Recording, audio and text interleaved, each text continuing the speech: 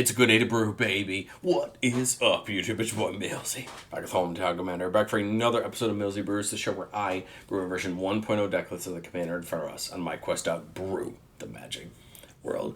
As always, the link for the deck list is going to be down in the description below for you.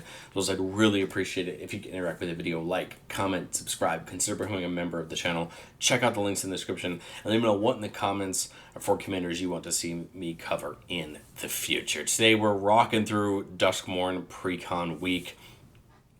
Each day I'm releasing my brew for the commander of this video and a $50 upgrade, which I'll link down in the description below for each of the precons. And today we're talking about the Miracle Worker precon headed up by Aminatou Veil Piercer. This is my kind of no budgety-esque type brew for the deck. I do still keep a budget on these episodes, but it's not the small amount that it was over on the upgrade. But we have an Esper Commander, 2/4 Human Wizard. So at the beginning of our upkeep, we're going to Surveil 2.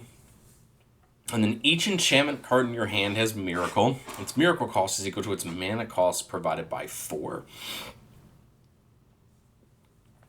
I think it's important to talk about what Miracle is and how it works. So Miracle's an ability that says you may cast a card for its Miracle cost when you draw it, if it's the first card you drew this turn. I think this is an important ability because it allows to cheat in a lot of enchantments for a lot cheaper than they actually are. That 4 cost reduction is actually really good, and it allows us to create our deck in a way that we can take advantage of it. The other really nice thing about Aminatou is it staples Surveil 2 on the top, which allows us to know what's coming. There's other ways where we can look at the top card of our library, but what I like about Aminatou is it lets us know exactly what's coming and try to set it up as much as possible. We have other spells that we can use to do this, but what I really like is that she allows you to take that look and know what's coming. Now, what I decided to do for the deck was the room enchantments are the new thing for Duskmorn, and the main set introduces a bunch of them, and this precon actually has a couple of them as well. We are going to talk about more rooms decks on the channel in the coming weeks, but I thought it'd be fun to take Aminatou and spin it towards rooms, and just try to take advantage of playing some of those rooms, because you can choose which side you cast them on, and getting the more expensive sides for cheaper and get this room, train rolling. We're going to talk about how we can try to stack or get the cards we want on the top of our library so that way we can use them and miracle them on our turn. We're going to talk about cards we can cheat in by just getting that big reduction, getting them from 5, 6, 7 mana down to just, 2, 3 mana with that ability, and then ways that we can just get more value off of our enchantments. The fun thing with Miracle to remember is that it's not the first card you draw on your turn, it's the first card you drew this turn, meaning that if you draw an enchantment as your first card during your opponent's turns, we can Miracle it as well. Not going to happen as often. I've kind of built the deck to be more about our turn, but it is something to keep in mind as we talk about the deck. But let's talk about rooms. And if you haven't looked at a room card yet, I apologize, the wrong orientation to look at that. So just cock your head a little bit to the side. But rooms are an enchantment subtype that is just released in Duskmorn. You'll see that each of them has 2 sides. They look like the old split cards. Upon casting a room, you can choose either side to cast from your hand and play it down. That unlocks the room that you chose on the battlefield, and you get to resolve the ability if it has an unlock the door ability. Then at any other time, at sorcery speed, you can pay the cost of the other side of that room and unlock it if you'd like to.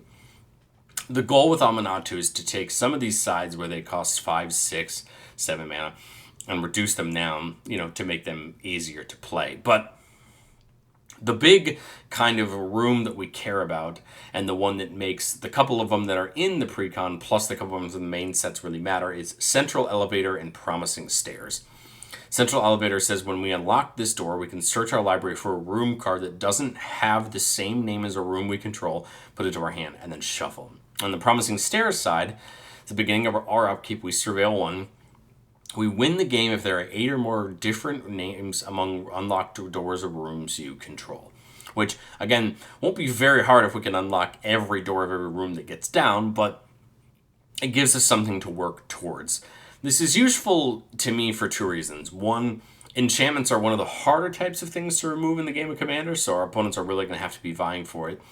And number two, I would make the suggestion that you don't play Promising Stairs until you get very close to needing to win the game. But I think I like the rooms because they all just have a crazy level of value for what they actually do. Crammed Event says when you unlock this door, it deals 6 damage to a creature. Excess damage gets dealt. Excess damage gains you that much life. And then the opposite side, Access Maze, says once during each of your turns, you can cast a spell from your hand by paying life rather than its mana value, which is great. Don't get me wrong, Access Maze can come down for only 3 mana with Aminatou's ability.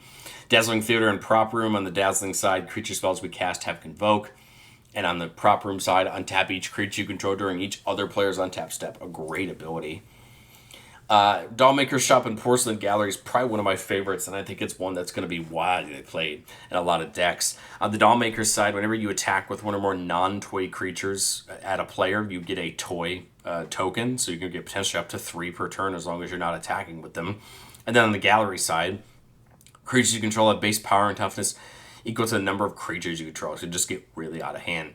Grand Entryway makes you a Glimmer token when it comes in when you unlock it. And then Rotunda on the other side puts a +1/+1 counter up to 2 different creatures when you unlock it. Mirror Room and Fractured Realm is a ton of fun. On the Mirror Room side, when you unlock this door, you can create a token that's a copy of target creature you control, except it's a reflection edition of its other types. And on the Fractured Realm side, since if a triggered ability of a permanent you control triggers, that trigger ability triggers an additional time, which is a fun ability, not for Aminatou specifically, because we can't really take too much advantage of that, but we can take advantage of a lot of other abilities, and that becomes really good. And again, just getting that down for 3 mana is bonkers with Aminatou, if you think about it. Polluted Cistern and Dim Oubliette. The Cistern says whenever one or more cards are put into your graveyard from your library, each opponent loses a life for each card type among those cards. Remember, we're surveilling 2 at our upkeep, which would allow us to potentially bin a card. That would allow us to do that. And then the Oubliette side lets you mill 3 cards and return a creature from your graveyard to the battlefield, which is a great ability as well. Secret Arcade's a fun one, turning all non-land permanents you control and and spells you control into enchantments, which is really helpful for the whenever you cast a spell or cast an enchantment style effects. And then Dusty Parlor is a really cool one. Whenever you cast an enchantment spell, you put a number of +1/+1 counters equal to that spell's mana value on a creature you control. So here's a way to just get value. And this is one that comes in this precon. Like, this is why I think, to me, some of these really make sense. This Polluted Cistern came in the graveyard one, but this really makes sense in a deck like this where we're going to be playing a ton of enchantments. Well, how are we going to take advantage of our top card? Well, we get to play the other Aminatou, the Planeswalker, Aminatou the Fate Shifter. Draw a card and put a card from your hand on top of your library as our +1. And I love this ability because then it allows us to take maybe a enchantment that we drew already that we really want to get down for cheap and dump it on top of our library so that we can get it next turn when we miracle it.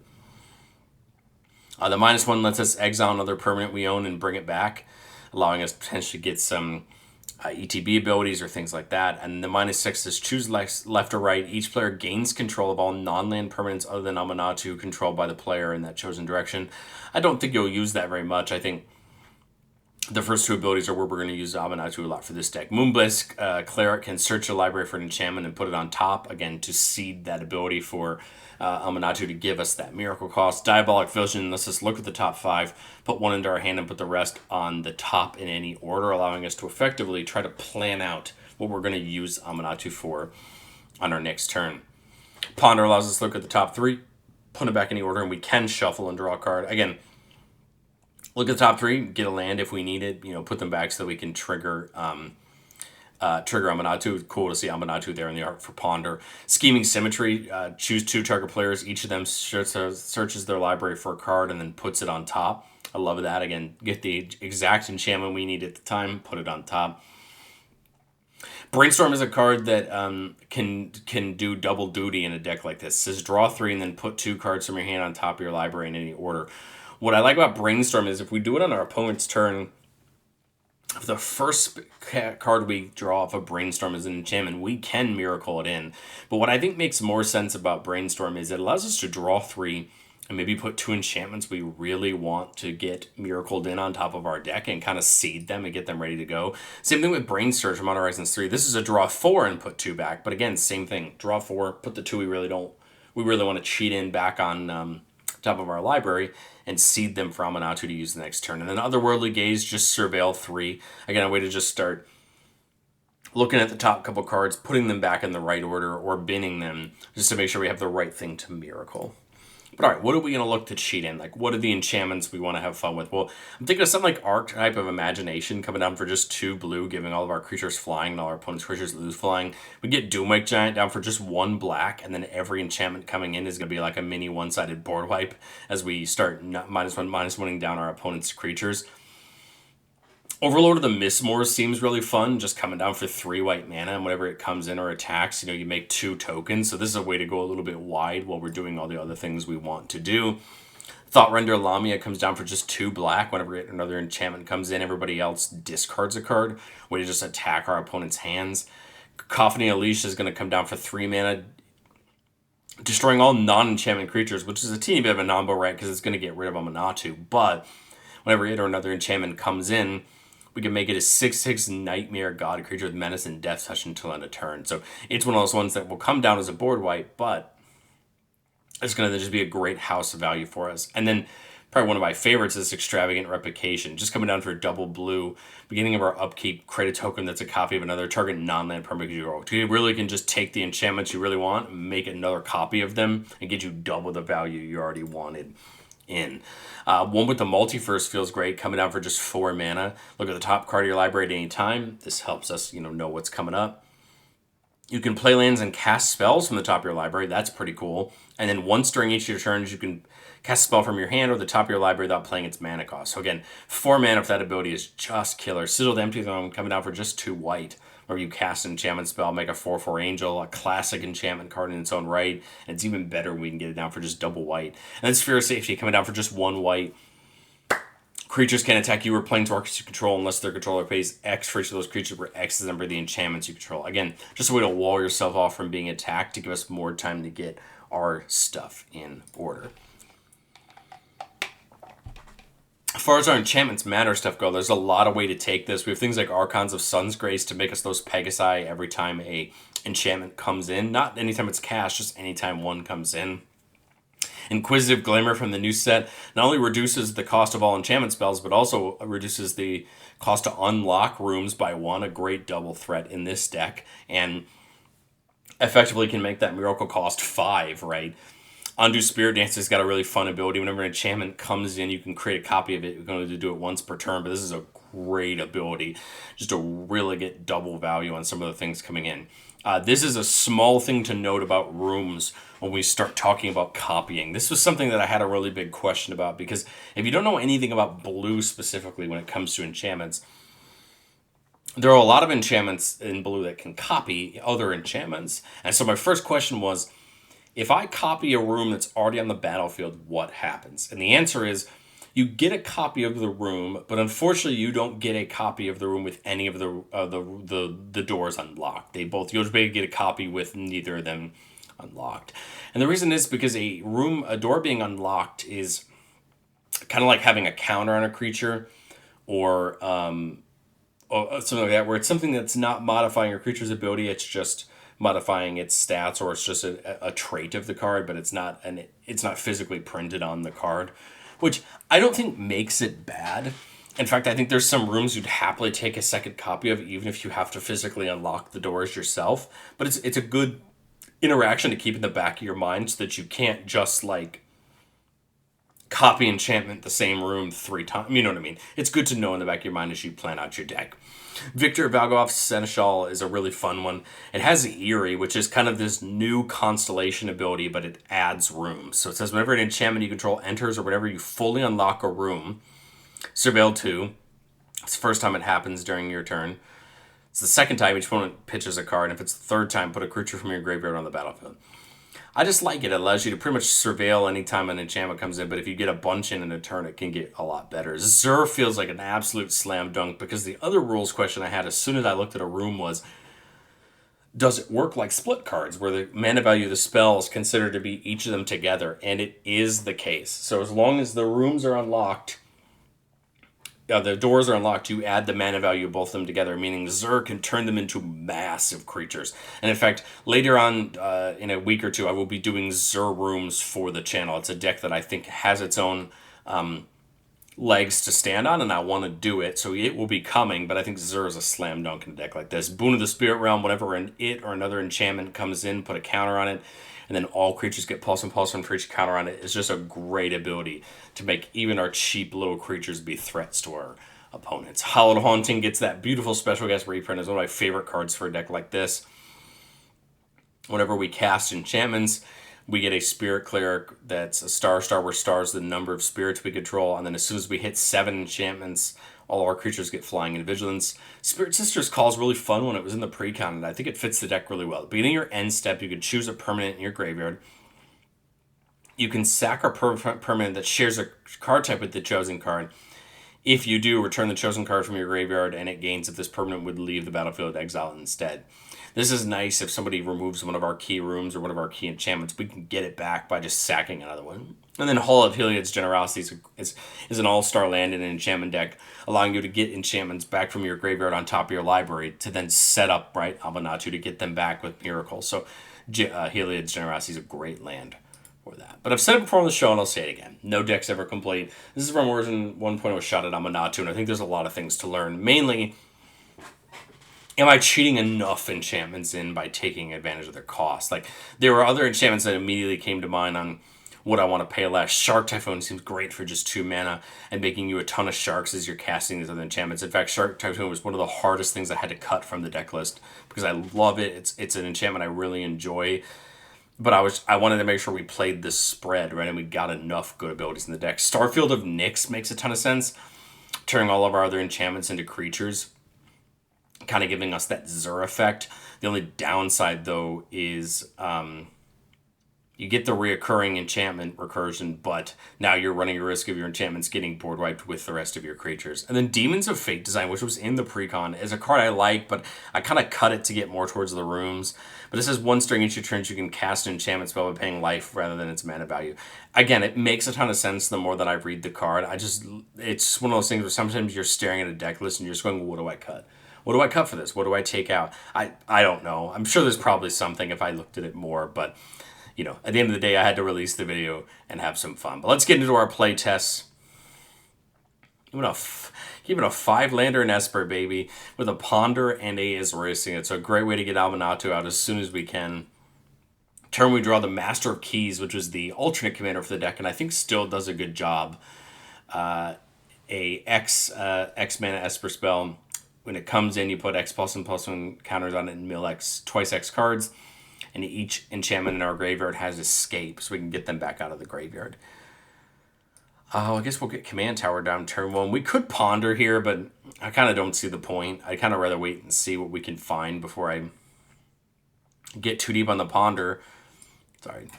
And we draw our first room, Unholy Annex and Ritual Chamber. Unholy Annex draws us an extra card on our end step. If we control a demon, everybody loses 2 and we gain 2. Otherwise, we just lose 2. And then on the Chamber side, we can make a demon token. But hey, an extra piece of card draw ain't ever bad. We'll get a land down and get that Azorius Signet down. Get it rocking. This would mean a turn 3 Aminatou, which I don't think is a bad thing by any means. We draw Victor. Of course, Victor would be great to have, but I think we just get Aminatou down. This is one of those decks where I think pretty much anything's going to be reduced to the point that we should be able to cast it. We have at least 2 pips of every one of our colors, meaning that we should be able to cast pretty much anything we flip off the top. So we'll move to our next turn. We're going to Surveil 2. We see Inquisitive Glimmer and Boon of the Spirit Realm. I'd like to cheat in this bloom, for the Boon of the Spirit Realm for just 2 mana, so I'm going to do that. Remember, you have to reveal the card when you draw it to show that you're going to do the miracle. I'll happily pay the 2 white plus, minus the 4 for the miracle to get this down. So now it has a counter on it. And so now everything's getting +1/+1. We'll play the Tainted Field, so I've got 3 mana this turn. And I think I'll just get the Unholy Annex down. I don't know a good way to represent the rooms here on Moxfield, so we're just going to remember that the Unholy Annex side is open. Aminatou can attack. It's a 4/6 if we want her to, but otherwise we're going to go to end step and draw a card. We don't control a demon, so we're going to lose 2, unfortunately, for the privilege. But we'll go to move to our next turn, revealing Valgoth's Lair and Orzhov's Signet. I like the idea of the Signet, but I think we're also kind of good on mana, so I kind of want to bin that. The Lair, I mean, I like it because it's an enchantment. If we have abilities that care about, it will actually trigger Boon of the Spirit Realm. I guess ideally we're not gonna hit a thing to miracle anyway. So I guess we'll keep the Lair on top and draw it. We'll play that Flood Farm Verge. So now we're at 6 mana. If we can get a demon down, we won't take some damage from that, but I think that's okay. I like the idea of the Glimmer just to reduce that. I like the idea of Victor to start surveilling and digging through our deck more. I mean, I don't mind pondering here. Let's get the Glimmer down. That's going to make the boon go up. And then I'm kind of thinking about just Master Keysing for 0. Just to get another trigger on boon. And that way we can potentially get things back if need be. But now that's a 7/7 in the air because of that boon. We take an attack with Aminatou if we want to this turn. End step, we draw a card. We're going to lose 2 life because we don't have a demon. We're going to go to our next turn, Anguished Unmaking and Cacophony. This is one of those odd situations where Cacophony might be damn perfect here on turn 5 just because we're basically casting it for 3 mana and nuking the board. We're only going to lose Aminatou for the privilege. We can just happily replay it. But now, we have a 6/7 and a 7/7 that are just going to get 1 higher as soon as Cacophony comes down, and we could unlock the demon, from the other half of that room this turn, so we stop taking damage. Cacophony could potentially just push us far ahead depending on what's on board. I think I'm keeping them both on top. I kind of just don't see a reason not to play this Cacophony. I mean, unless the board state just really isn't worth nuking right now, then I wouldn't. But if I can, there's no reason not to. Come in, Aminatou's going to go back to the command zone, unfortunately, but we still get the boon, right? That just cost us 3. And then Ritual Chamber is costing us, 4 to unlock? So we're 1 mana away, but we can pay that Caves of Koilos and unlock the other side, making us that 6/6 demon. And again, now that's an 11 lemon that just came in. These are huge. We make some attacks. I just realized, sorry, the Cacophony will only cost 2 because of Glimmer, so we would have had plenty of even without the caves.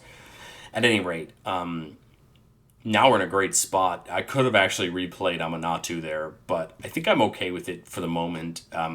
Because now at my end step I get to draw. Everybody's going to lose 2 and I'm going to gain 2. Now I've got that Unmaking in my hand. We'll move to the next turn again. I'm going to draw normally, right? Because I don't have Aminatou Ned down. She is still going to cost me 6 to bring back down, which would only leave me with 1 mana. So I think we can take the turn to kind of like set back up. But I kind of also feel like there's a chance here we just don't necessarily need to bring her back down. Valgoth's Lair is going to come in tapped. The boon's going to get a counter. I'll pick 4 black sources. 1, 2. I'll pick blue because it is... we don't have as many blue sources as well with that. Sphere of Safety, it's just going to keep us alive. Victor could let us surveil and kind of know what's coming. And we could ponder and just see what's in the top 3 and draw a card. I don't mind the idea of that. We see Terminus, which isn't a bad board wipe. Nico, and then a Talisman. Nico's pretty fun. It can turn all shards into a copy of a creature. Until end of turn. Could turn it into something like Inquisitive Glimmer and unlock a ton of rooms. I don't really have any preference between the 3 of these. In fact, I think I might just shuffle and draw a card again. I don't really love any of it. We see Copy Enchantment, which, hey, I'll take. At the end of the day, I could copy Boon. I could copy Inquisitive Glimmer. I could copy Cacophony. I probably shouldn't, but I could. That was just 1 mana, so we have 7 mana this turn. We could just get Aminatou back down, take a big attack here with a couple things. And an enchantment did come in this turn, so this could, be enchanted to attack this turn. And I think we're at a good spot here to move to the next playtest. We kind of see what we're trying to do there. We didn't get to see too many of the rooms, but I did think we got to saw the value that Aminatou can give you. This playtest, I hope we can see a little bit more of the rooms. We got 2 of them in our hand, Bottomless Pool and Locker Room, and Dazzling Theater and Prop Room, keeping a 3-lander. So all we need is just 1 more land to get Aminatou down. Turn 1, we'll play that Backstreet to get the Surveil, showing a Copy Enchantment. I like Copy Enchantment. I'm happy to keep it on top, although we do need another land. But I think we're okay for the moment. We've got things like Otherworldly Gaze to dig even deeper. So we'll draw for turn. Get the Catacomb down. We could get like Bottomless Pool down. But we can't. We don't want to. That would just bounce a creature. We don't really have anything we want to bounce at the moment. And we're still a turn or 2 away from that. So I mean, we could keep the Gaze up. Good way to look at the top 3 and just kind of see what's coming on our opponent's turn. Land, Fortune Teller's Talent, which lets us help look at the top, and then Mace Enchantress. I don't mind this. This would get me up to 4 mana. The Hollow would come in tap next turn, and we'd be, unfortunately, kind of in the same spot with where we're at as far as not having things to play. The Talent's pretty cool, letting us look at the top card of our library at any time, and potentially allow us to start digging deeper. And then, of course, Mace Enchantress is going to help us start drawing cards. I kind of like... Next turn, I draw the Hollow and play it, right? And then turn 4, I'm going to drop the Gloom Drake and play the Aminatou. So 1 of 2, you know, that would be the next turn right after this. So the second card could be the thing that could potentially be reduced by Aminatou, which Fortune Teller's Talent wouldn't be bad. I like Fortune Teller's Talent because it's going to let us start playing things off the top, but I also feel like we need to dig for the things. I'll leave the Mace on top. I'll leave the Silken Hollow on top. We'll go into turn 3. Get the Hollow down. I mean, I could just Scheming Symmetry here, get an enchantment I really want, and put it on top. That could also be an option. But I kind of like to wait. I think we just move on to our next turn, play the Verge, get down Aminatou, and start this party. So we'll go to the next turn and Surveil. Again, I like both of these. I like Master of the Keys. I like Exotic Orchard. Exotic Orchard would let us play potentially multiple things. So I think I'll keep them on in that order. Draw the Orchard, so no Miracle Trigger. Let's see, okay, we could, let's see, we could Mace Enchantress, we could get Sigil, and I think that might be my play, just get Sigil and start getting those Angels on future turns. Again, there's probably a good combination here, you know, we could Mace and go get something we want, put it on top. I just honestly don't know what I really want right now. I mean, I guess there's a world where we go get that Cacophony, right, and put it on top if we need the board wipe, but I just don't see it yet. And I'd rather kind of wait and see. So moving to the next turn, we got that Master of Keys, and we got Soul Ring on top. Well, Soul Ring isn't bad. It gets us some extra mana. Master of the Keys allows us to play things back out of our graveyard, right? The cool part is I can play Master of Keys for 0, even though it costs 4 less, and I still don't have to mill. I think I'm going to do that. Play the Master of Keys for 0. It will still cost 4 less, but that's A-okay. Get the Angel. And then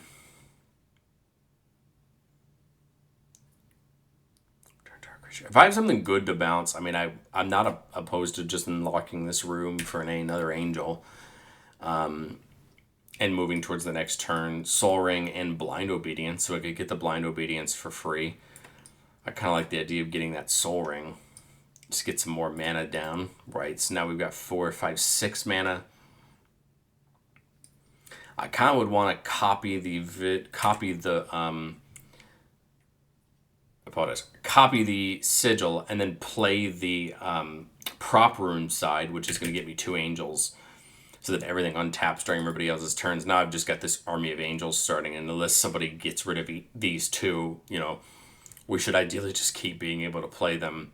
Again, we could Symmetry there, but I kind of like the idea of setting this value farm up so that our opponents have to start thinking about it.